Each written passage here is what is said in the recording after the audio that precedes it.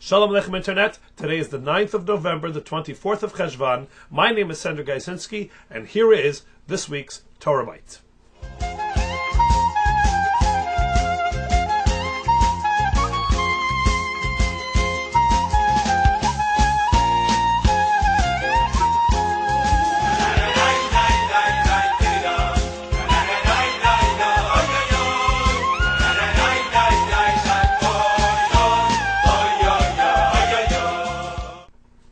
Now let's get right to it.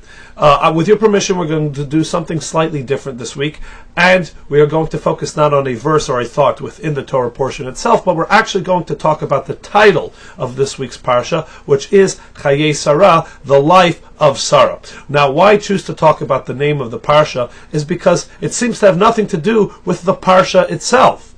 You see, the life of Sarah, if that was the name of a book, like the life of George Washington, I would assume that when I open the book, I'm going to read a biography of sorts on George Washington. And yet, when I open up Parashat Chayei Sarah, the life of Sarah, Sarah passes away in the second verse of the parsha, and then the parsha goes on to talk about really the life of Yitzchak, the son of Avraham and Sarah, and how he finds his wife Rivka, and he establishes a household, etc., etc. And Sarah is really not on the scene for the entire parsha. An interesting parsha to name the life of Sarah. And in fact, the only other place in the Torah where we reference the life of somebody in the title, which is Parashat Vayechi, and he lived, a reference to our third patriarch, Yaakov, we find a similar thing. Yaakov passes away within the first section of that parsha, and then the parsha goes on to talk about Yaakov's children, the 12 tribes. And so again, both in this week's parsha and in Parashat Vayechi, the title of the parsha doesn't seem to match the content of the parsha. The life of Sarah, and it talks about Yitzchak. The life of Yaakov, and it talks about the 12 Shvatim. But really what the Torah here is teaching us is an extremely important lesson, one I hope that you all take to heart. You see, there's a difference between living and existing. We each have a soul, and that soul is eternal, which means that it exists before we were born, and it will continue to exist long after we pass away. Yet we don't refer to that time period as life, as living. Only the short time that the soul is enclosed in a body on this world do we refer to that as life. Now that is an interesting thought. What is it about the fact that at this point in time the soul being in the body is what the Torah deems life? And the answer is because this is the point in time where this soul has the ability to affect change around it. In other words, when the soul is in a body, that is the point when the soul can drive this world around, the world around it, towards goodness, towards perfection, towards its goal. That's life. That's living. Otherwise, after the soul passes on, and it can no longer affect its surroundings, then at that point, it's existing.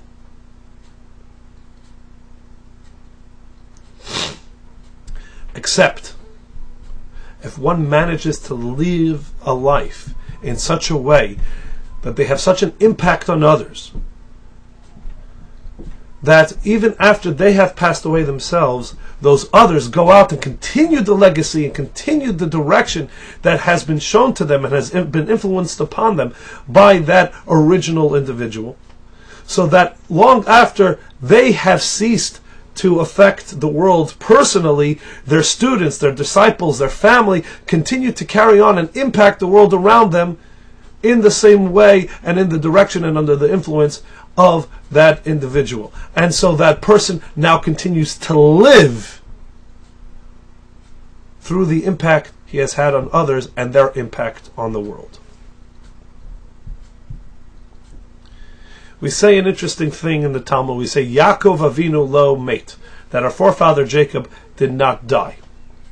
And the Talmud explains, because ma zaro b'chaim, af hu b'chaim. For as long as his kin are alive, he is alive. For as long as his children attribute themselves and call themselves Bnei Yisrael, the children of Israel, the other name for Yaakov. In other words, that we see our legacy as his legacy, and our purpose in life as his purpose in life. And we continue on the path that he has set out. We continue to impact the world in the way that he has shown us. Then Yaakov Avinu continues to live. This week's Torah portion talks about Yitzchak, the son of Avram and Sarah. But yet, when we look at his life, he chose to live his life in the way that his mother had taught him, in what she devoted her life to. In fact, when seeking out a wife, Rivka, he sought out the same qualities that his mother had. And when he saw that Rivka, in fact, was able to bring back the same level of spirit that his mother had, that was the first time he was consoled after her passing, because he saw that in Rivka he had somebody who would carry forward the life of Sarah. And so Yitzchak and Rivka together lived the life and continued to impact in the way that Sarah had influenced Yitzchak to do so during her lifetime. And so the Parsha is aptly named The Life of Sarah. Through Yitzchak and Rivka, Sarah continued to live. The message is manifold. Number one, we each have a responsibility for our loved ones that have passed on to continue to perpetuate their lives by doing good acts, changing the world around us in a positive way in their memory and in their merit. They continue then to live through us. It also talks to us about the way we influence and impact others. Are we doing so in a way that even after we pass on, our legacy and our message, our life continues to be perpetuated by our family, by our friends, by those that we have managed to influence over the course of our lifetime? And also, an important point, as the precious moments of our life tick by,